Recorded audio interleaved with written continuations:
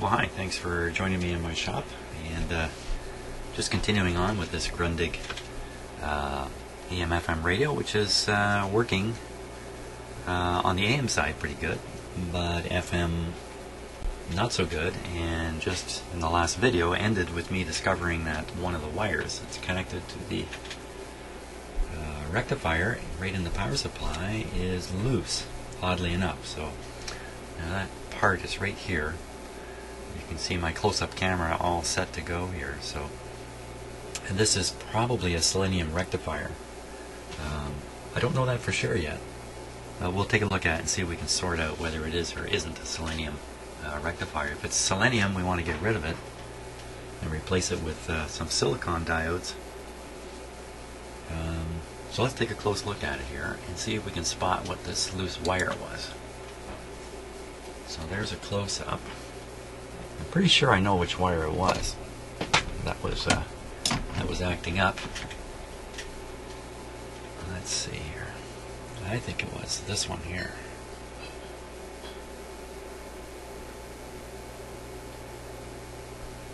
Well, it seems pretty solid, doesn't it?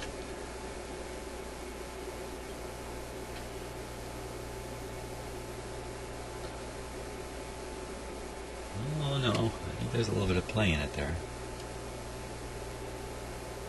Oh, yeah. Let's check the other one down here. Now that feels a lot more solid.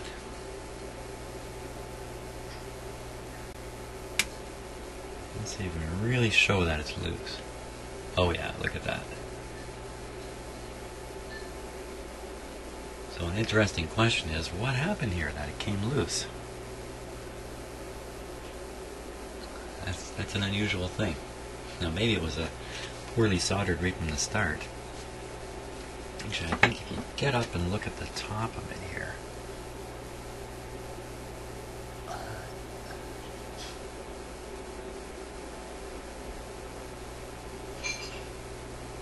you can really see that there's a separation between the wire, which has got a clump of solder on it, and the post.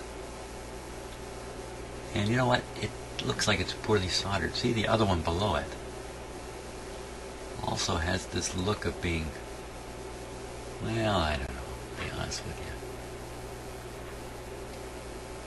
So a good question is, well, why would that come loose anyway? And one answer is constant mechanical working. That's not likely. This thing doesn't get worked. Another one is it heated up and got so hot that the lead solder kind of lost its mechanical strength. Somehow, over time, that loosened up. Another one is I had this radio tipped up on this end, and I probably had it standing on this thing without realizing it. I was trying not to do that, but I may have bumped these wires here. And that may have loosened it up. I mean, it would already have to be bad to do that. It's definitely, you can definitely see it moving. Now, let's see if we can figure out if this is a silicon or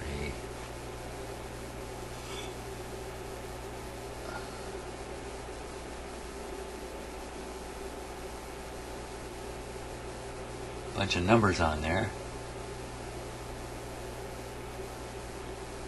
I don't see anything screaming silicon or selenium.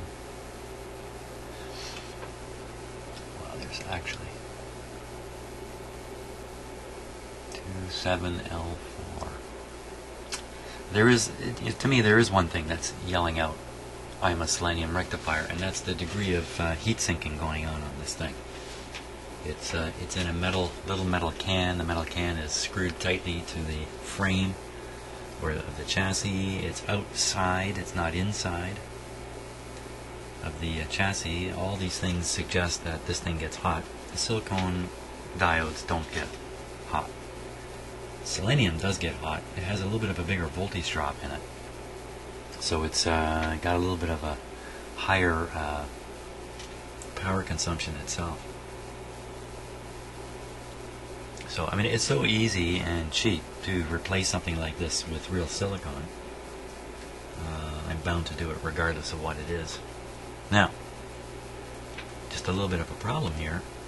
This thing is nicely fixed on the radio because it has a cam with screws and terminals sunk into that black stuff. It's a very rigid construction. If I make a bridge of 4 diodes and just kind of stick it on here, where would I put it? How would I fix it to the radio? I have to figure these things out. And I believe in some cases what people do is they just go right across these terminals with the new diodes. They leave the old one in there, the argument being that the old one won't even conduct current because the new diodes conduct at a lower voltage threshold.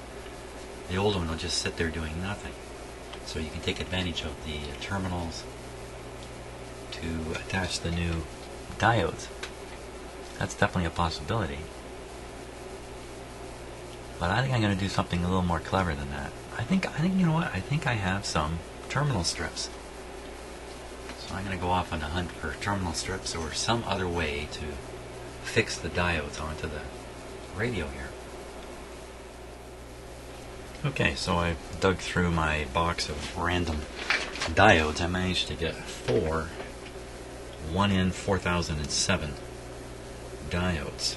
These guys, I got to use a 4007 or maybe a 4006 in this application because it's in the high voltage circuit of the radio, and the peak reverse voltage is fairly high. So if you went and grabbed some, can't really use the word typical, but some other diodes that you might use in a power supply rectifier at regular line voltage, like a 1003 or a 1004, they might be able to withstand the reverse voltage on your line voltage, which is around 170 volts, but they won't survive the high voltage application here. So the next problem is, how do I fix these in place so they're not flopping around? And I think I can actually solder them between one terminal here, which I'll just use as a contact terminal. Actually, there's a ground terminal on here I can use. I can use this ground terminal here because I need to ground one leg of the or one corner of the arrangement. I forgot the name of it. The arrangement. And the other corner I can solder onto this pin of the capacitor, and that's going to give enough rigidity for these to just sit out here like this once I have them made up. So that's my intention. Let's see. Okay, so here I have them twisted together in a bridge formation, and if you look close enough you'll see that the band, the indicating polarity band, is all pointing in the same direction. That's the way you arrange these. And so I will feed in the high voltage from the transformer on these yellow wires into 2 opposing sides, and the other one side will be grounded and the other side will have the high voltage DC sitting on it. Maybe not the way I just showed you, but there is a proper way to do this. Not hard to figure out. So I think this is the grounded end, so I'm going to attach that here. I'll shrink this up so it's a little, make it, size it appropriately, because I just twisted it kind of loosely together here. Solder here, solder the other output end there, and then solder these 2 yellow wires onto the outside part. And that should be rigid enough to sit on the end of the radio. No more dangerous than the radio already was with all this stuff exposed here anyway.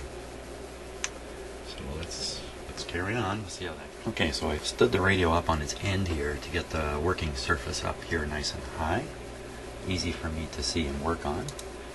And now you're looking straight down onto the end of the radio, and I've cut away the high voltage supply lead, so there's some hundreds of AC volts on the end of these wires coming out of this transformer, and I've cut away from the old Selenium Rectifier, what I think is a Selenium Rectifier, the lead that goes to the capacitor here. This black part here is actually a big capacitor down here. You can't see it.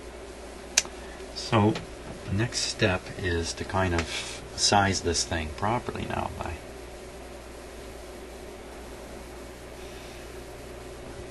here, on the grounded side.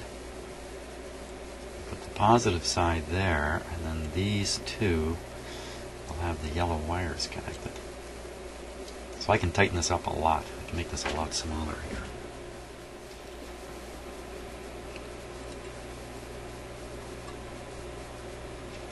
Just put a little solder on it.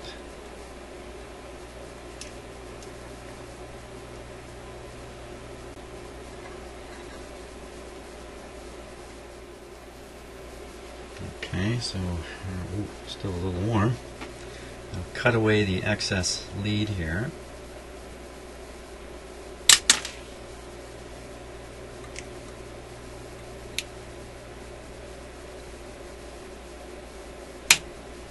Okay, I'm going to leave a little more on the ground and the positive lead end right now. And you need that for making the connection properly. There we are.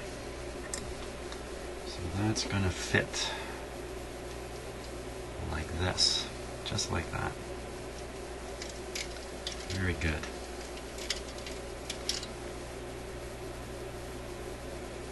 Okay, so I think I'm going to solder it in there.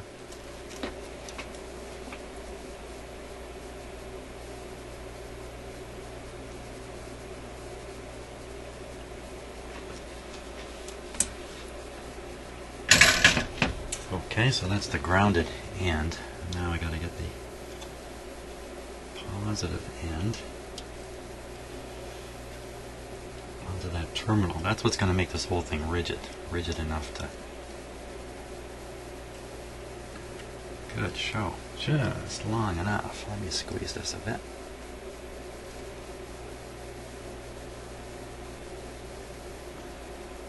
There we go.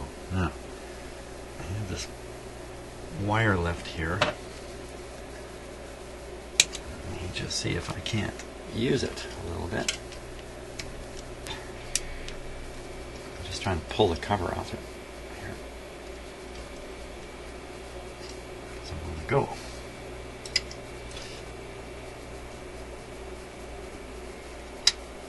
There we go. Okay, so now I got a piece of bare wire coming from the terminal I'm interested in. I'll just use that wire to make this connection.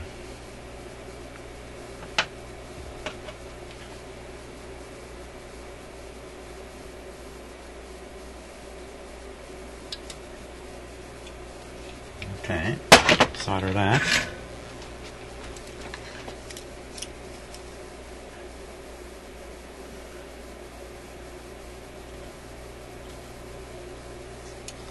One of the things you want to do when you're doing this kind of work, where you're actually putting in alternative components that are not going to fit back exactly like the original ones, is you got to sit down and kind of plan it out a little bit.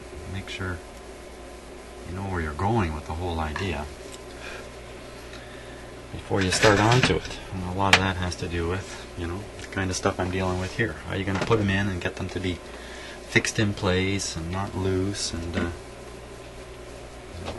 is a new part going to reach all the terminals that it needs to reach, and all this kind of stuff. So, get rid of the excess wire here. Okay, so all that's left to do now is connect the two high voltage leads from the transformer, here and here. There's no polarity with the output from the transformer. Of course, that's kind of what the diodes are doing. They're kind of creating a polarity. Let's see if I can get at it with the wire strippers here.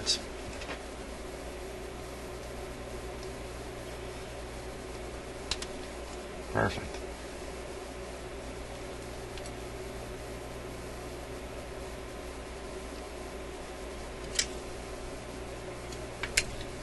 Go.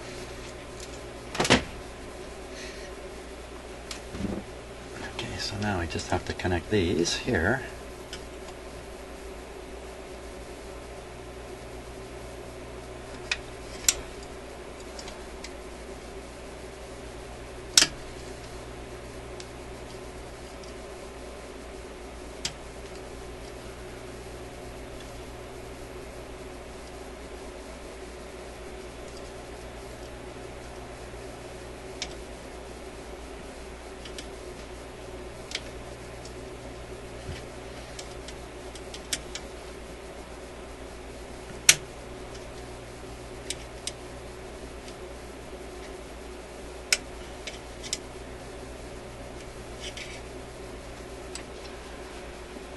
go. Okay, so we'll just solder that wire.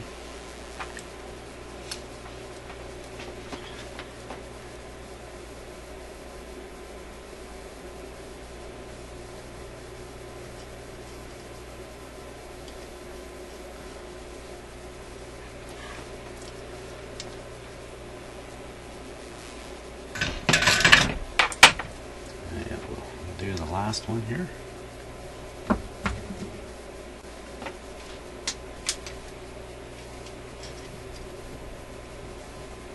Now for sure this is all kind of dangerous stuff on the end of the radio.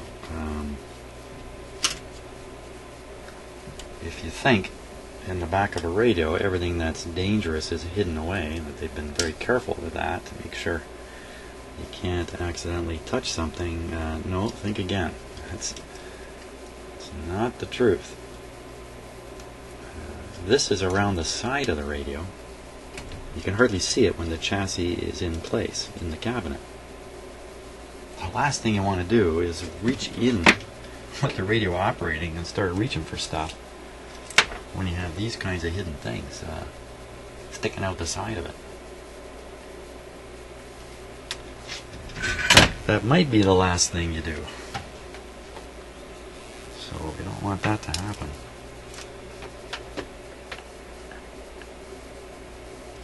What I've done here is actually a little bit better than what was here originally. The terminals are just a little more hidden. Not by much. So, there we go. So I'm looking in the camera shot. A little hard to see with the camera sitting still, isn't it? It's a little hard to tell just what's where. So I'll check to see if these are solid.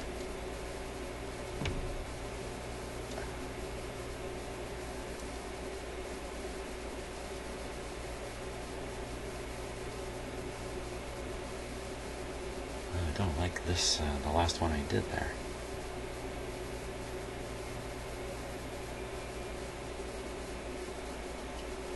And then there's this one over here. That's as solid as can be. So let's give this connection another shot of solder.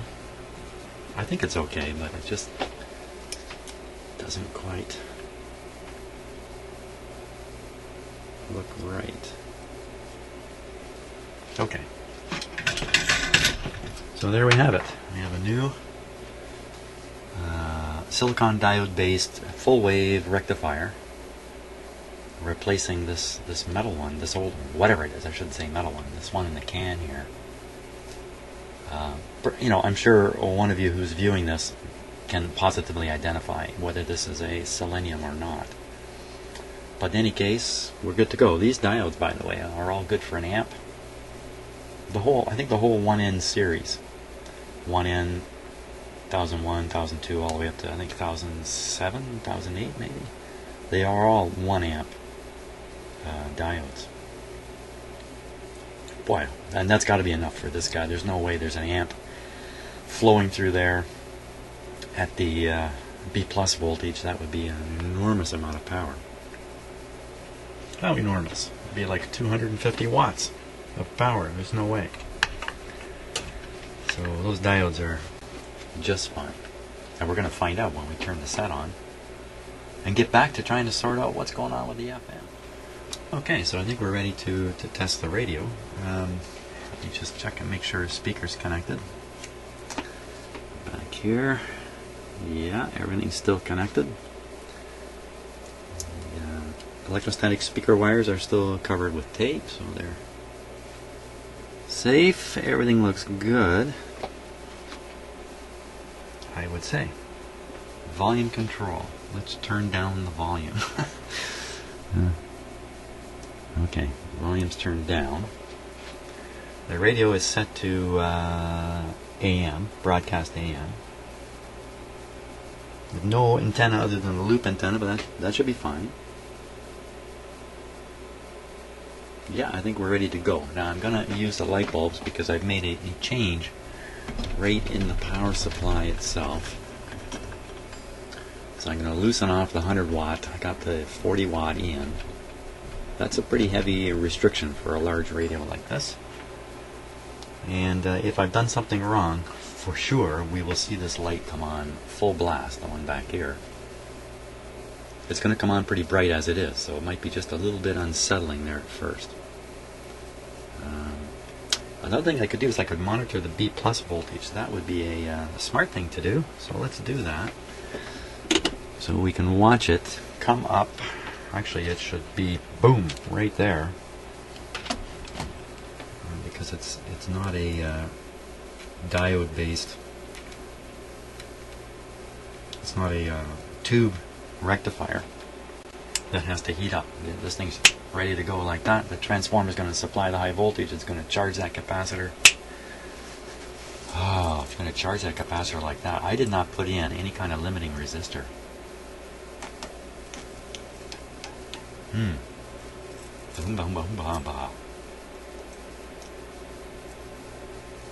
Now I'm stopped and I'm thinking, it might not be so wise to turn this thing on. Of course, I got the restricted light bulb in this circuit, so in a sense I do have a resistor. It's the light bulb right in the power supply line. Right in, Well, how big a capacitor is that?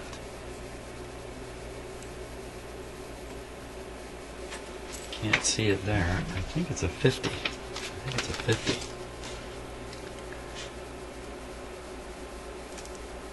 There was no restriction before with the other diode, but the other diodes, the Selenium ones, they may have a forward resistance that's a little greater than the silicon, so in itself it may have limited the current. Does that make sense? I don't know if that even makes sense. Well, the worst thing that can happen here is I blow up a diode from too much current going through it. Okay, let's blow up a diode. That's what I say. So we're all set. Last safety check. Everything looks good. Okay, I have armed my system, but this is the switch I need to throw. We should watch this voltage here. Hey, wait a minute, I didn't finish hooking up the meter. Hold on, hold on.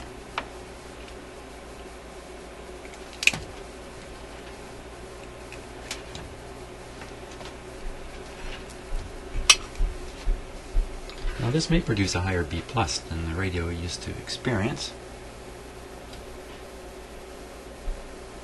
What's a few extra volts here and there?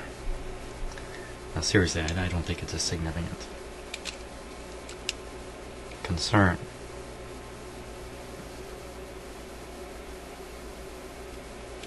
I think we might be talking about 10 or 20 extra volts on the B plus, not much more than that.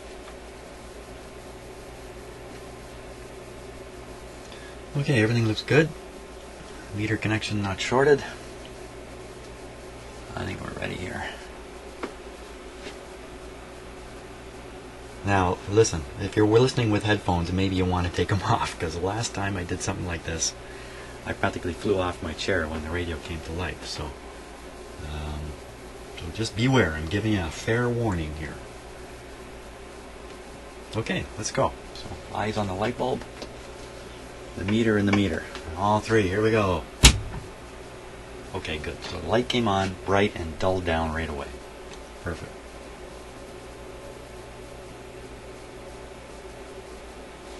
Tubes are heating up.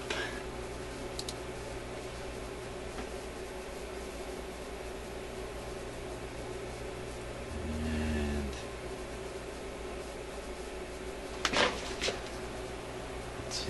let's see, the B plus has come up to around 200 volts, falling slightly. Excellent. I think it's supposed to be around 250, so it's actually a touch low. Of course, I've got the restricted power on, so that's why that's a touch low. Hey, let's see if the radio will work at this point. Bingo. Very good.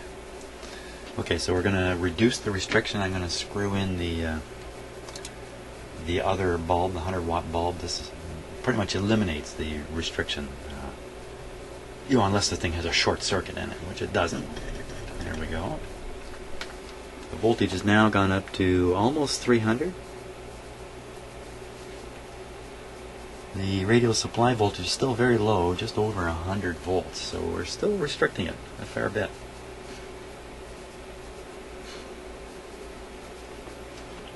As you're climbing up around 275, what's it actually say on the schematic? It actually says on the schematic is 240. You know, it doesn't actually give it right at that point. A little further into the radio and it's 240, but there's that big resistor, the 1500 ohm jobber that I replaced earlier. Let's read the voltage on the far side, or on one side of that resistor. That's a better spot, I think. So I'm a little nervous about pulling this wire off live, but I think if I'm careful, I shouldn't short anything. See, at that point in the radio, if you cause a short circuit, you're going to get a heck of a current. And a big kapowie happening. Okay, so now we'll look at this side first. There we are. Okay, so I'm going to clip on. Again, I'm doing this live, and I don't particularly like doing that.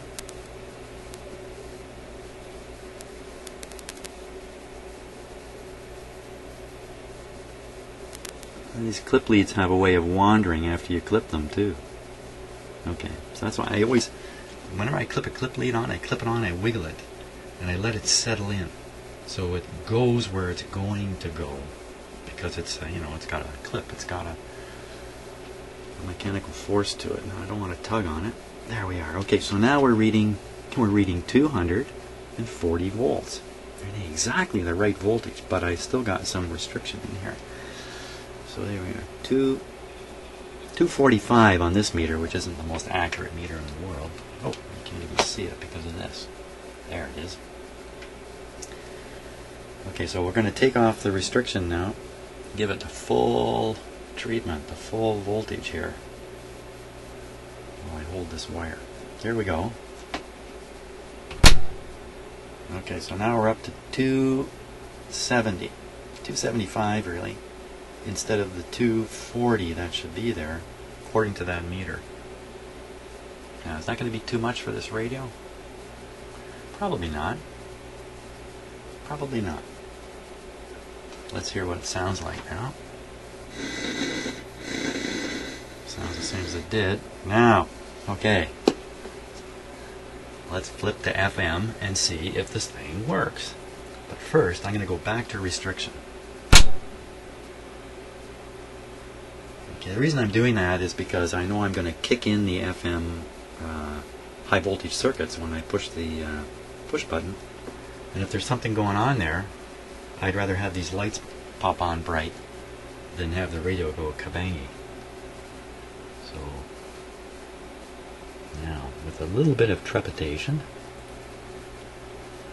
I'll switch it to FM. Again, the volume's turned down. There's no antenna on this radio anymore. So here we go.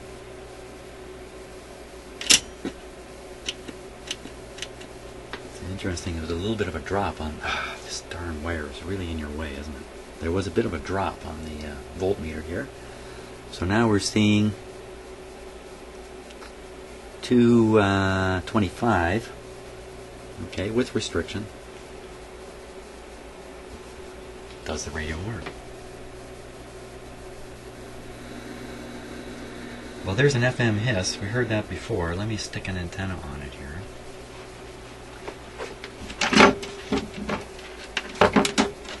Just any old piece of wire ought to do the trick. Here's any old piece of wire right here. Turn it up again. Now we'll tune it and see if it actually works. This is the... I would say no. Let's turn it down a bit. Okay, we're back where we were.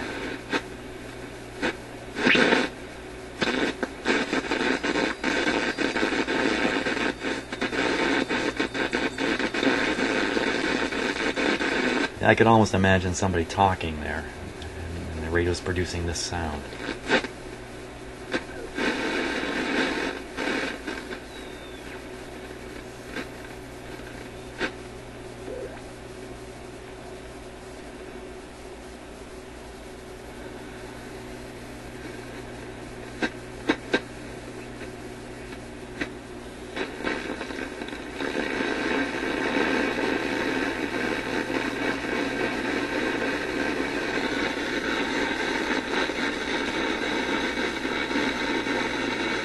See, I could imagine that that's music there. You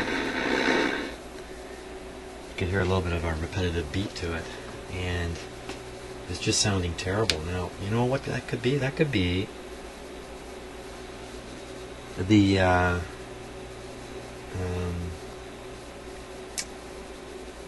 oh boy. Did I not drink enough coffee, or what happened to me here? That could be the detector. The detector tube. Not terribly likely, but we should probably check that out. An EABC 80. Oh my gosh, what is that? EABC 80. Yeah. That's probably the next thing to check. That's a pretty easy thing to check.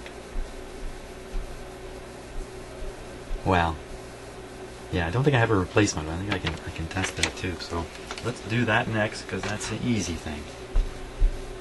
Very good. Hey, you know what? What if we give it full voltage first? That might have some exciting results. Okay, so watching the meter. Ooh, what was that pop? I didn't like that.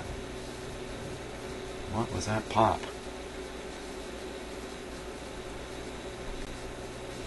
Up around 250. That's just slightly over what it should be at 240.